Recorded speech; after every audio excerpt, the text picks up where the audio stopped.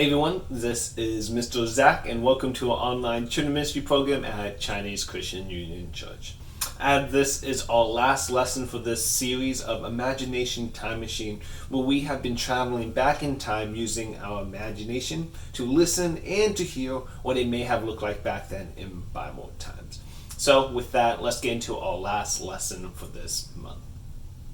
Before we get into the Bible, I have here a picture that I didn't draw, but pretend that this picture is the most amazing picture on earth, and everyone wants it to themselves. Okay, there's only one of its kind, and as everyone wants it, what would I do, right?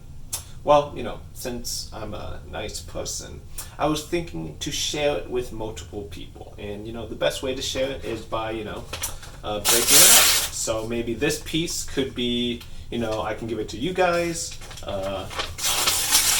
This piece, I don't know, can go to my family, and this piece can go to the museum. And this piece, I don't know, I can keep this piece, okay? And everyone's happy, right? Everyone wins, right? No? Well, yeah, no. Pretty much, after I tore up this picture, it became pretty much useless. Each part of it is kind of like, okay, this part might be probably the best part.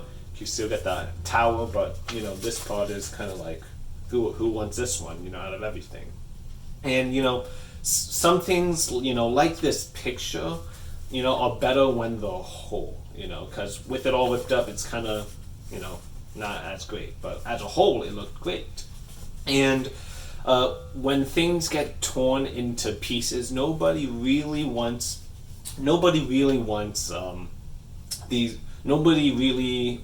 and that's exactly what the Israelites learned in our story for today. But the thing that got ripped into pieces was not a picture that I printed out, but it was something else. So now let's listen to our video where we're able to use our imagination and be able to imagine what it's like in Bible times. So I want you guys all to get ready, get comfortable, and get your imaginations ready as we are going outside the walls of Jerusalem in the time of 930 BC. Okay, so let's go. Imagine the doors of the ITM open as you step out. Imagine you're standing outside of the walls of Jerusalem, the capital city of the Promised Land. It's a sunny day, but clouds are building on the horizon. What does this ancient city look like to you? What sort of sounds do you hear coming from Jerusalem? Can you feel the warm summer breeze blowing on your skin? Now imagine a man named Jeroboam walks out of the city gate. Jeroboam is one of King Solomon's officials, but he's not happy with the king. He's headed somewhere in a hurry, but then a man stops him. Quick, they're standing near a tree. Sneak behind it and listen to what they're saying. Jeroboam, my name is Ahijah. I am a prophet from God. He has a message for you. Imagine that the prophet takes off his coat and begins tearing it into 12 pieces. Can you see it? Imagine the sound of the tearing fabric. Now imagine that Ahijah the prophet hands Jeroboam 10 of the 12 pieces. King Solomon was wise in his youth, but now he worships false gods, and he encourages others to do the same. God has called him to turn away from his sin, but he refuses. So here is what God will do. These 12 pieces of fabric are like the 12 tribes of Israel. God is going to tear the 10 northern tribes away from Solomon's family and give them to you. When King Solomon hears about the prophecy, he flies into a rage. Imagine Jeroboam fleeing for his life toward the country of Egypt. He knows that if King Solomon ever catches him, he'll be dead meat. A short time later, though, King Solomon dies of old age. His son, Rehoboam, becomes the new king over the 12 tribes of Israel. Thinking that it's safe now, Jeroboam returns from Egypt to rejoin his family. Imagine the new king standing among the people of the 10 northern tribes as Jeroboam and the other tribal leaders approach him. Imagine Jeroboam kneeling before King Rehoboam out of respect. Shh, listen carefully. Jeroboam is saying something.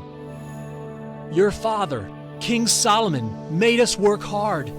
Too hard. If you treat us more kindly, the 10 northern tribes will serve you. You think my father worked you hard? I'll work you even harder.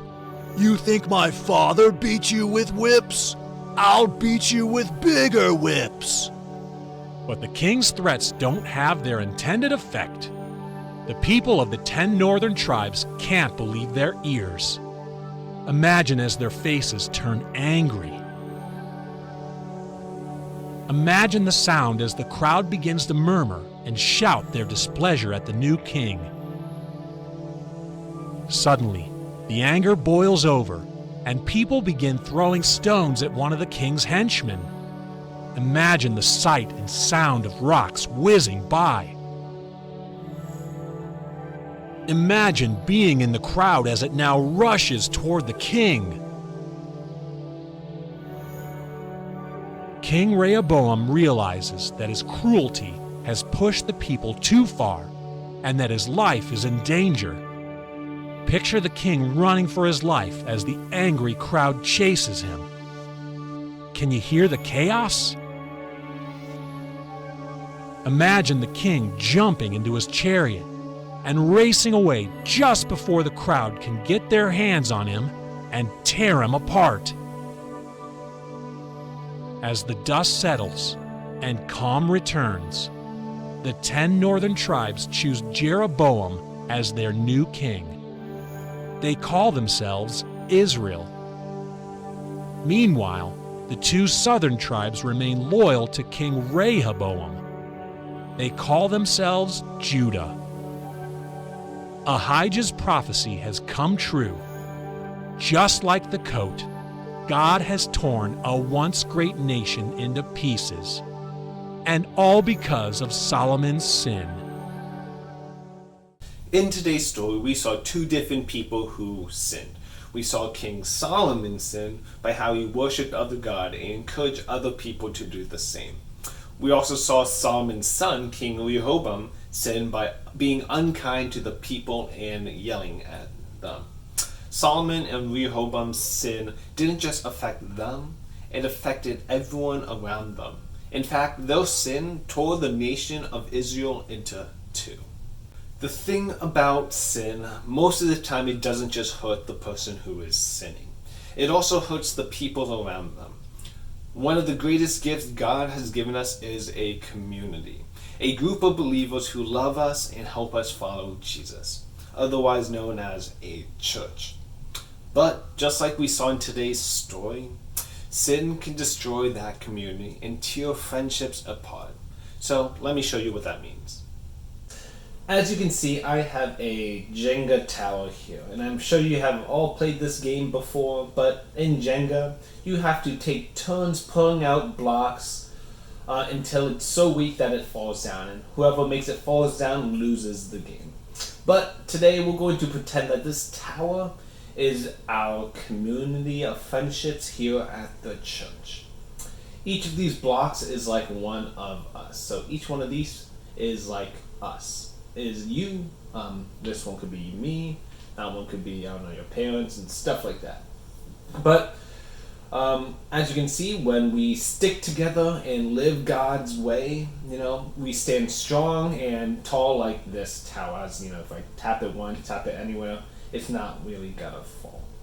But look what happens when we sin, or when sin creeps in, okay? And I'm just gonna, take some pieces out, take this one out. And for the sake of the game, for the sake of the example and game, I'm not going to put it on top. So when we take them out, imagine someone decides to tell just a tiny lie that breaks out and our trust. It breaks our trust and tears us apart. Okay, so that's just another example, and we can take another one out because that just hurts our community. And I'm sure all of you guys can think of other examples of other sins or bad choices that kids like you guys make, or maybe even adults make, that you guys do to each other. But as I can't hear you, let me just say some examples, okay? So it could be someone hurts each other and be able to hit something because they're angry. I'll pull out one of these. Oh, this is a tough one. It could be maybe someone talks behind someone's back, which is not right, and that could hurt people's friendship with each other. It could be someone taking something that's not theirs. I'm just going to take out this one. And so on. There's a lot of bad things that people can do. And, continue to think of things that people do towards each other that could be mean or hateful, even when sin affects each other. And so I'm going to fast forward a little bit of me just pulling these out, and we can see that last one fall. Okay, so let's go.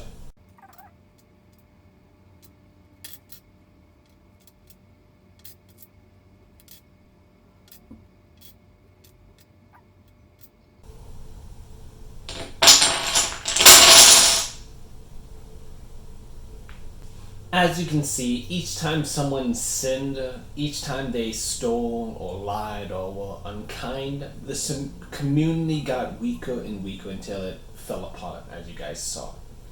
That's what sin does. It destroys our community and breaks down our friendships. In fact, that's what our Bible verse says.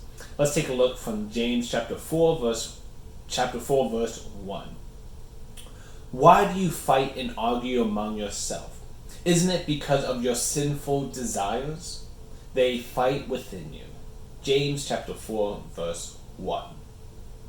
A community or group of friends is kind of like this picture. It's no good when it's torn into pieces.